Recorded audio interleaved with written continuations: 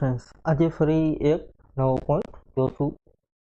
આજનો ફ્રેન્ડ્સ આપણો પોઈન્ટ છે કે પ્રોડક્ટને ગ્રુપને કેટેગરી વાઇઝ ડિવાઈડ કઈ રીતે કરવી, અથવા તો નવી પ્રોડક્ટ આપણે જે બનાવી છે એને ગ્રુપ અને કેટેગરી વાઇઝ એન્ટર અથવા તો એડ કઈ રીતે કરવી. તો સૌપ્રથમ ડેમો વર્ઝન ખોલી લેશું આપણું.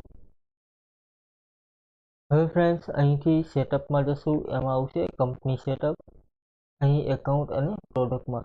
અહીં ફ્રેન્ડ્સ નીચે પ્રોડક્ટમાં જોશો તો તમને અહીં પ્રોડક્ટ ગ્રુપ રિક્વાયર્ડ યસ કરવાનું રહેશે. ત્યાર પછી અહીં પ્રોડક્ટ કેટેગરી રિક્વાયર્ડ છે એ પણ યસ કરવાનું રહેશે, જો તમે પ્રોડક્ટની કેટેગરી એડ કરવા માંગતા હોય તો.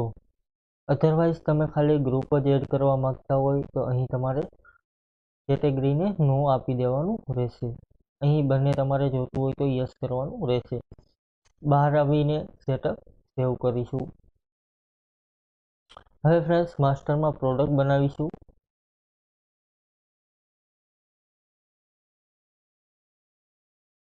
અહીં માસ્ટરમાં પ્રોડક્ટ ક્રિએટ કરીશું.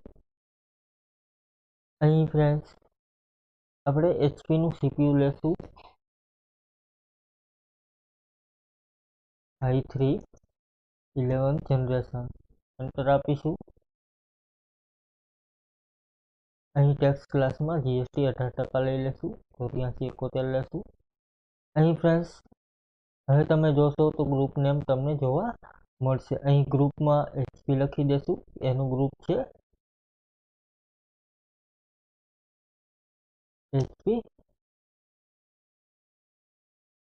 ઓકે કરીશું. શોર્ટ નેમમાં એચપી સીપીયુ કરી દેશું. ઓકે કરીશું. એચપી લઈ લેશું. ત્યાર પછી અહીં કેટેગરી આપેલી છે ફ્રેન્ડ્સ, તો અહીં કેટેગરીમાં આપણે ડેસ્કટોપ આઇટમ રાખી શકીએ.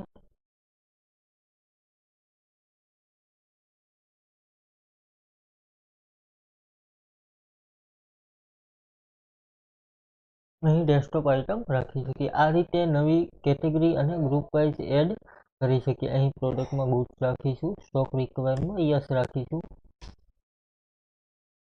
અહીં સેલ પરચેસ યુનિટ છે, નંબર્સ લઈ લેશું. અહીં મિનિમમ સ્ટોક લેવલ એ તમારે કન્વર્ઝેશન મૂકવું હોય તો અહીં મૂકી શકીએ.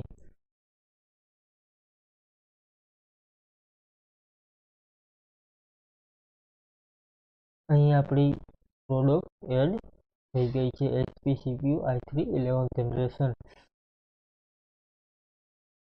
આ રીતે ફ્રેન્ડ્સ પ્રોડક્ટ ગ્રુપમાં રાખી શકીએ. હવે ફ્રેન્ડ્સ પ્રોડક્ટની આપણે ખરીદી કરીશું.